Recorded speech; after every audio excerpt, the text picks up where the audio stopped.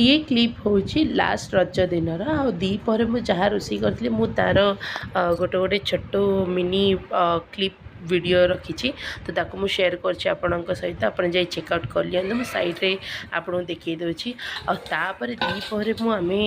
गाधी पकईथिलु बहुत जोर से वर्षा होतला आमे गाधी पकईथिलु आ तापर संध्या बेले सब टिकली बिकली सब सजबाज पड़ैतला आ तापर आमे एडे छाणीथिलु गरम गरम काकरा पिठा आ बहुत ही बढ़िया कुरकुरी मस्त होता काकरा पिठा गरम गरम छाणुली वर्षा जी होता गरम गरम खाया बढ़िया मजा आसला आ सांगरे होता आमर बरा सादारे करी कहीं प्याज रसुण तो आम खाइबनी से सादारे काकरा बरा करी आपर आम चली जाइलु टी शाढ़ी फाड़ी पुणी चेंज करी उपरे दोली जो लगाई खेलिया पलैलु हेरी ता सांगरे मो जा आसते गोटे नुआ बोहू। आई होप आपण वीडियो भल लगे लाइक सब्सक्राइब करते रही जय जगन्नाथ।